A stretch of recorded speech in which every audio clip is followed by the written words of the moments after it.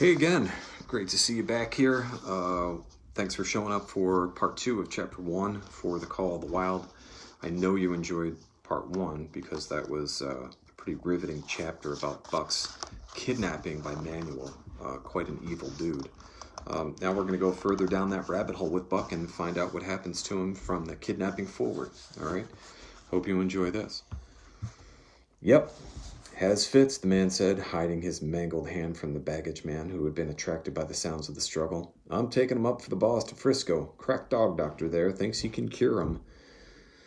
Concerning that night's ride, the man spoke most eloquently for himself in a little shed back of a saloon on the San Francisco waterfront. All I get is 50 for it, he grumbled, and I wouldn't do it over for 1,000. Cold cash. His hands wrapped in a bloody handkerchief, and the right trouser leg was ripped from knee to ankle. How much did the other mug get? The saloon keeper demanded. 100, was the reply. Wouldn't take a sou less. So help me. That makes 150, the saloon keeper calculated, and he's worth it, or I'm a squarehead. The kidnapper undid the bloody wrappings and looked at his lacerated hand. If I didn't get the hydrophoby, it'll be because you was born to hang, laughed the saloon keeper. Here, lend me a hand before you pull your freight, he added. Dazed, suffering intolerable pain from throat and tongue, with the life half throttled out of him, Buck attempted to face his tormentors, but he was thrown down and choked repeatedly till they succeeded in filing the heavy brass collar from off his neck. Then the rope was removed, and he was flung into a cage-like crate. There he lay for a remainder of the weary night, nursing his wrath and wounded pride. He could not understand what it all meant. What did they want with him, these strange men? Why were they keeping him pent up in this narrow crate? He didn't know why, but he felt oppressed by the vague sense of impending calamity. Several times during the night he sprang to his feet when the shed door rattled open, expecting to see the judge, or the boys at least, but each time it was the bulging face of the saloon keeper that peered in at him by the sickly light of the tallow candle. And each time the joyful bark that trembled in Buck's throat was twisted into a savage growl. But the saloon keeper let him alone, and in the morning 4 men entered and picked up the crate. More tormentors, Buck decided, for they were evil-looking creatures, ragged and unkempt, and he stormed and raged at them through the bars. They only laughed and poked sticks at him, which he promptly assailed with his teeth, till he realized that that was what they wanted. Whereupon he lay down solemnly and allowed the crate to be lifted into a wagon. Then he and the crate in which he was imprisoned began a passage through many hands. Clerks in the express office took charge of him. He was carted about in another wagon. A truck carried him, with an assortment of boxes and parcels, upon a ferry steamer. He was trucked off the steamer into a great railway depot, and finally he was deposited in an express car. For 2 days and nights, this express car was dragged along at the tail of a shrieking locomotive, and for 2 days and nights Buck neither ate nor drank. In his anger, he had met the first advances of the express messengers with growls, and they had retaliated by teasing him. And when he flung himself against the bars, quivering and frothing, they laughed at him and taunted him. They growled and barked like detestable dogs, mewed and flapped their arms and crowed. It was all very silly, he knew, but therefore the more outrage to his dignity, and his anger waxed and waxed. He didn't mind the hunger so much, but the lack of water caused him severe suffering and fanned his wrath to fever pitch. For that matter, high-strung and finely sensitive, the ill treatment had flung him into a fever which was fed by the inflammation of his parched and swollen throat and tongue. He was glad for one thing. The rope was off his neck. That had given them an unfair advantage, but now that it was off, he would show them. They would never get another rope around his neck. Upon that he was resolved. For 2 days and nights he neither ate nor drank, and during those 2 days and nights of torment he accumulated a fund of wrath that boded ill for whoever first fell foul of him. His eyes turned bloodshot, and he was metamorphosed into a raging fiend. So changed was he that the judge himself would not have recognized him, and the express messengers breathed with relief when they bundled him off the train at Seattle. 4 men gingerly carried the crate from the wagon into a small high-walled backyard.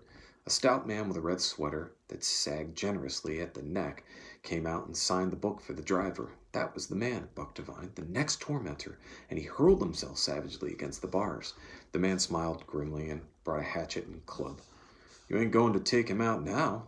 The driver asked. Sure, the man replied, driving the hatchet into the crate for a pry. There was an instantaneous scattering of the 4 men who carried it in, and from the safe perches on top of the wall they prepared to watch the performance. Buck rushed at the splintering wood, sinking his teeth into it, surging and wrestling with it. And wherever the hatchet fell on the outside, he was there on the inside, snarling and growling, as furiously anxious to get out as the man in the red sweater was calmly intent on getting him out. "Now, you red-eyed devil," he said, when he had made an opening sufficient for the passage of Buck's body. At the same time, he dropped the hatchet and shifted the club to his right hand. And Buck was truly a red-eyed devil as he drew himself together for the spring, hair bristling, mouth foaming, a mad glitter in his bloodshot eyes. Straight at the man he launched his 140 pounds of fury, surcharged with the pent passion of 2 days and nights. In midair, just as his jaws were about to close on the man, he received a shock that checked his body and brought his teeth together with an agonizing clip. He whirled over, fetching the ground on his back and side. He had never been struck by a club in his life and did not understand.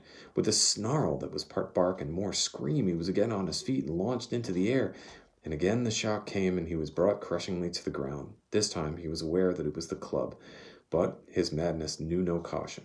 12 times he charged, and as often the club broke the charge and smashed him down. After a particularly fierce blow, he crawled to his feet, too dazzled to rush. He staggered limply about, the blood flung from his nose and mouth and ears, his beautiful coat sprayed and flecked with bloody slaver.